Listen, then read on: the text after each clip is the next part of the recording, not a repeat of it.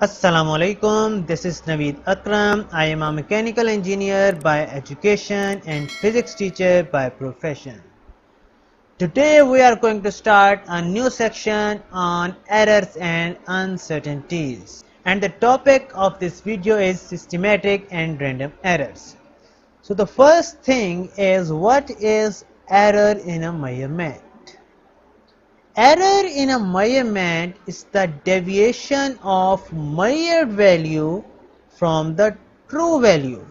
For example, suppose that the length of an object, its true value is 10 centimeter.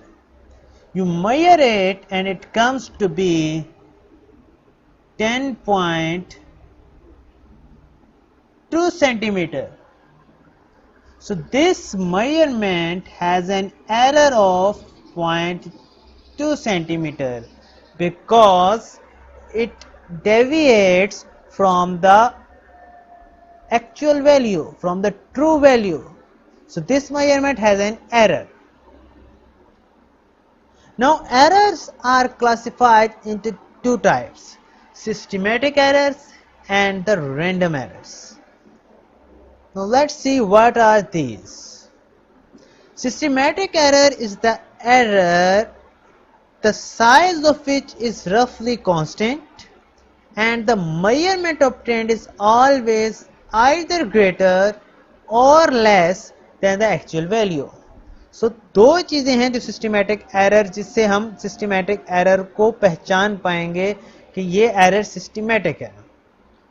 Number one ये कि उसका size तकरीबन constant होगा, और जो उससे भी ज़्यादा इंपॉर्टेंट निशानी है वो ये है कि जो आप मेजरमेंट ऑब्टेन करेंगे वो या तो एक्चुअल से ग्रेटर होगी और या एक्चुअल वैल्यू से कम होगी. अब रिपीटेडली आप मेजरमेंट्स लेते हैं, हर दफ़ा या वो ग्रेटर होगी या वो लेस होगी. ये नहीं हो सकता कि कभी उससे ग्रेटर हो जाए कभी उससे लेस हो जाए. फॉर एग्जाम्पल, इसी एग्जाम्पल को लेते हैं. 10.0 सेंटीमीटर हमारी एक्चुअल वैल्यू है. हमने एक दफ़ा मेजर किया 10.2 सेंटीमीटर आ गया. हम अगली दफ़ा मेजर करेंगे 10.2 centimetre. Again we measure 10.2 centimetre. So you can see that we take repetitive readings and every time the magnitude of error is constant 0.2 centimeter. Every time it is greater than the actual value. Now let's see some sources of systematic error, कि ये systematic error किस वजह से आ जाती है किसी reading के अंदर. So the first one is the zero error. Zero error से आप अच्छी तरीके से वाकिफ होंगे कि zero error किसको कहते हैं. ये तब होती है जब आपके इंस्ट्रूमेंट की वैल्यू जीरो ना हो, जबकि उससे कोई चीज़ मेजर की ही नहीं जा रही. For example, this is a micrometer screw gauge. आप देख सकते हैं कि यहाँ पर गैप बिल्कुल जीरो है, एनवेल और स्पिंडल के दरमियान बिल्कुल क्लोज्ड है. इसका ज़ीरो जो सर्कुलर स्केल का ज़ीरो है, सर्कुलर स्केल के ज़ीरो को इंडेक्स लाइन के ऊपर होना चाहिए था, लेकिन ये इंडेक्स लाइन के ऊपर नहीं है, इससे थोड़ा नीचे है. It has a positive error of 0.01 millimetre. So every time you take measurements from this screw gauge, the measurement will be greater than the actual value by 0.01 millimeter. So zero error is a systematic error. Another example is this. This is the scale of an ammeter. इसके अंदर अगर आप देखें तो ये zero error show करा रहा है तकरीबन 0.2 एम्पियर का. तो every time you take measurement from this ammeter, your reading will be 0.2 ampere less than the actual value. Another source of systematic error is the instrumental error. Instrumental error, zero error के अलावा कोई instrument के अंदर error हो. For example, अगर आप stop watch है, stop watch slow या फास्ट चल रही हो, या इसके अलावा और भी कोई इंस्ट्रूमेंटल एरर हो सकता है. Another source of systematic error is the consistent personal errors by the observer. अगर आप रीडिंग लेते हुए कोई पर्सनल एरर कर रहे हैं और वो कंसिस्टेंट है, हर दफा जब आप रीडिंग लेते हैं तो आप वही वाली गलती को बार बार दोहराते हैं, तो उससे जो एरर बनेगी वो सिस्टमैटिक एरर होगी. For example, in this figure अगर आप हर दफा अपनी आई को सी पोजीशन पे रखते हैं तो इससे पैरेलक्स एरर आएगी, लेकिन अगर आप हर दफा सी के ऊपर ही रखते हैं तो ये पैरेलक्स एरर सिस्टमैटिक एरर बन जाएगी। अगर आप कभी सी पे रख लेते हैं, कभी बी पे रख लेते हैं, कभी ए पे रख लेते हैं तो फिर ये सिस्टमैटिक एरर नहीं रहेगी, लेकिन अगर आप हर दफा एक ही पोजीशन पे रखते हैं तो फिर ये सिस्टमैटिक एरर होगी। Then another source is errors due to wrong assumption. बाज़ औक़ात जो आप चीज़ मेजर कर रहे हैं वो किसी कैलकुलेशन से आ रही होती है। फॉर एग्जांपल आपने वेट मेजर करना है, so weight is equal to mass into gravitational acceleration. अब आपने मास को मेजर किया और उससे आपने वेट निकालना है। इस वेट को निकालने के लिए अगर आप g की वैल्यू 10 मीटर पर सेकंड स्क्वायर रख लेते हैं तो it is a wrong assumption and it will give you an error in the measurement of weight. G must be 9.81 and still 9.81 may also cause systematic errors if at that point the value of G is not 9.81 because the value of G changes with height. Now some important points regarding systematic errors.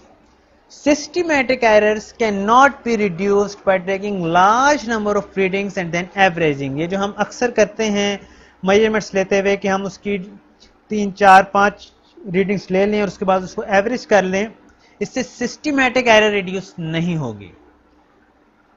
It can only be reduced and eliminated by improving experimental techniques and applying correction factors. Right? So, for example, अगर इसके अंदर zero error है तो आप correction factor apply कर देंगे और उससे ये एलिमिनेट हो जाएगी।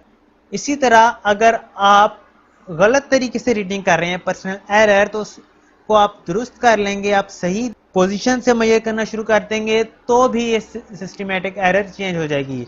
एक्सपेरिमेंटल टेक्निक के अंदर कोई फर्क आ रहा है उसको सही कर लेंगे तो उससे भी ये एलिमिनेट हो जाएगी। और यहाँ पर एक और बात, मोस्ट ऑफ द टाइम जो सिस्टमैटिक एरर है ये कंप्लीटली एलिमिनेट हो जाती है। यानी कि आप फॉर एग्जांपल जीरो एरर थी, आपने करेक्शन फैक्टर लगा दिया तो जितनी एरर थी वो सही होगी, तो इस सिस्टमैटिक एरर कंप्लीटली एलिमिनेट हो गई। Most of the time completely eliminate हो जाती है। Now the random errors. Random error is an error which can be positive or negative and its magnitude is not constant. Systematic error में magnitude रफली constant होगा, लेकिन random error के अंदर ये लाजमी नहीं है। और विच can be positive or negative को मजीद एलेबोरेट करते हैं कि जो रीडिंग हमारे पास आएगी वो कभी ग्रेटर होगी एक्चुअल वैल्यू से, कभी स्मॉलर होगी एक्चुअल वैल्यू से। और जो एज अ रिजल्ट होगा क्या कि हमारे पास जो रीडिंग्स आएंगी, 5-6 रीडिंग्स जब हम लेंगे तो हमारे पास जो रीडिंग्स आएंगी वो एक्चुअल वैल्यू के अराउंड स्कैटर्ड होंगी, कुछ एक्चुअल वैल्यू से ज्यादा, कुछ एक्चुअल वैल्यू से कम। सिस्टमैटिक एरर में क्या था कि हम जितनी मर्जी दफा मेजरमेंट्स लेते रहें उसकी वैल्यू या ग्रेटर होगी या लेस होगी। रैंडम एरर में क्या होगा, ग्रेटर भी होगी लेस भी होगी।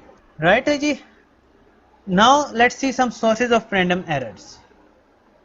Now reading a scale from different angles, variable parallax errors. पहले भी मैंने बताया कि अगर आपने एक ही पोजीशन से इसको देख रहे हैं तो ये जो पैरेलक्स एरर होगी ये कांस्टेंट पैरेलक्स एरर होगी और उस वजह से जो एरर आएगी वो सिस्टमैटिक एरर होगी। लेकिन अगर आपने कभी सी पे रख लिया, कभी ए पे रख लिया तो इसकी वजह से, कभी यहाँ पे रख ली, कभी यहाँ पे रख ली, तो इसकी वजह से जो एरर क्रिएट होगी वो रैंडम एरर होगी। कभी ज्यादा वैल्यू शो कराएगा, कभी कम वैल्यू शो कराएगा। Another source can be different pressures applied when closing the gap of micrometer screw gauge. जब आप गैप को क्लोज करते हैं तो आप ज्यादा प्रेशर लगा दें, कम प्रेशर लगा दें, उसकी वजह से रैंडम एरर हो जाती है। इसके अलावा जो टेम्परेचर में अगर आप एक्सपेरिमेंट के दौरान टेम्परेचर चेंज हो जाता है तो उससे उसकी लेंथ ऑटोमेटिकली चेंज हो जाएगी, तो उससे रैंडम एरर क्रिएट हो सकती है। नॉर्मली जो रैंडम एरर के सोर्सेज हैं वो अननोन होते हैं जबकि सिस्टमैटिक एरर को हम फाइंड कर सकते हैं। Now the some important points. Random errors can not be eliminated, they always exist, they can only be reduced.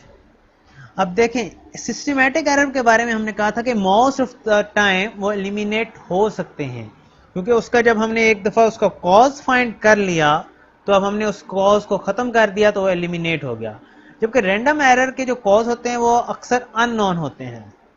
ये 2-3 सिर्फ एग्जांपल्स दी हुई हैं, और आप जितनी मर्जी कोशिश कर लें वो कभी भी एलिमिनेट नहीं हो सकती। रिड्यूस हो सकती हैं लेकिन एलिमिनेट नहीं हो सकती। आप ये नहीं कह सकते कि ये मेजरमेंट बिल्कुल परफेक्ट हो गई है। There will be random error in that. और ये रिड्यूस कैसे होती हैं? These are reduced by taking measurement several time and then averaging. तो ये जो हम सेवरल टाइम मेजरमेंट लेके उसको एवरेज करते हैं, इससे हम क्या करते हैं? इससे हम रैंडम एरर को रिड्यूस कर रहे होते हैं।